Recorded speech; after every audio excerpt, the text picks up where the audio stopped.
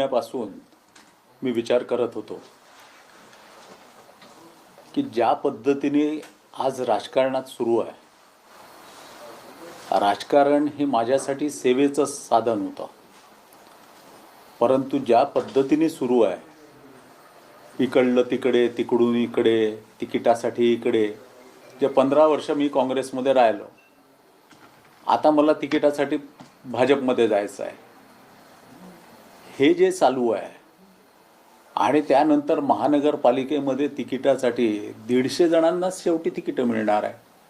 मग 150ना जर तिकीटं मिळणार आहे तर अपेक्षा किती जणांना? तर 1500-1600 जणांना.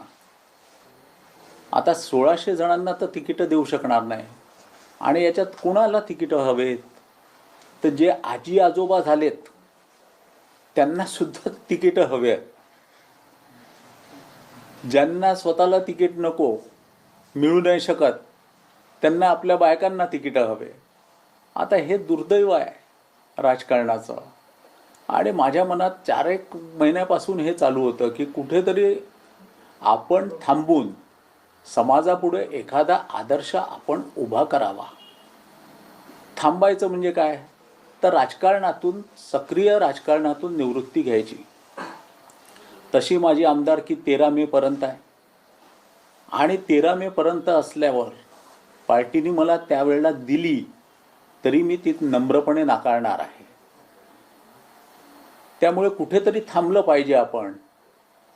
आणि माझे जे सामाजिक प्रकल्प आहे, माझे क्रीडा प्रकल्प आहे, याच्यामध्ये अजून भर टाकून अजून काही सामाजिक प्रकल्प जर करता आले तर मी ते 100% करणार आहे. आणि त्यामुळे मी सक्रिय राजकारणातून 13 मे नंतर निवृत्ती घेतलेली आहे. सगळ्यात महत्त्वाचं, आपल्या काही समर्थकांना उमेदवारी नगरसेवक पदाची दिली नाही, त्यामुळे तुम्ही नाराज असल्याचं एक चर्चा आली आहे. ही चर्चा अत्यंत चुकीची आहे. संदीप जोशी एवढा छोटा माणूस नाही आहे. भारतीय जनता पार्टी, माझ्या रक्तात जर बघितलं तर भारतीय जनता पार्टी माझ्या रक्तामध्ये आहे. मला काहीही याच्या आधी देखील अनेकदा असं झालं, पण तर त्यावेळेला मी काय पार्टी सोडली किंवा पार्टीतून रिटायर्ड व्हायचं असा विषय घेतला नाही. आणि आज माझ्या अनेक कार्यकर्त्यांना सुद्धा तिकीटं मिळालेली आहेत. मग आता त्यांना मिळाली, 1-2 नाही मिळाली पार्टीच्या याने. पार्टीचं शीर्षस्थ नेतृत्व जे ठरवतं ते मला मान्य असतं. त्यामुळे त्या नाराजीचा वगैरे काही नाराजी वगैरे नाही. आनंदी आहे मी. पार्टीला 102 मतं, 102 तिकीटं निवडून आल्या, हे आनंद आहे. महाराष्ट्रात देवेंद्रजींच्या नेतृत्वात एवढं निवडून आलो आम्ही, त्याच्याबद्दल आनंद आहे आम्हाला.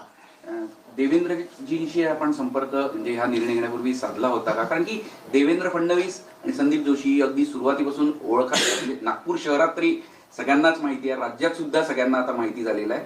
देवेंद्र फडणवीसांना आपण कळवलं होतं का मुख्यमंत्र्यांना? होय, मी देवेंद्रजींना कळवलं होतं. त्यांना सांगितलं होतं. पहिल्यांदा त्यांनी मला त्याच्यावर असं म्हटलं की तुझ्या या निर्णयावर काय प्रतिक्रिया द्यावी हे मला समजतच नाही आहे. मग मी त्यांना कन्व्हिन्स केल्यानंतर त्यांनी असं सांगितलं मला की ठीक आहे, तुझी मानसिक स्थिती जर नसेल अशा याच्यात काम करायची, तर तू तसाही मुळात सामाजिक कणा असलेला कार्यकर्ता आहे, तू सामाजिक हे काम, फक्त नंतर पछतावा झाला नाही पाहिजे राजकारणातून निघून गेल्यावर, त्याची काळजी कर. मी त्याच्यावर देखील विचार केला. 2 दिवस मी माझ्या परिवाराशी बोललो आणि त्यानंतरच हा निर्णय जाहीर करत आहे. मी कार्यकर्त्यांशी कोणाशीही बोललो नाही.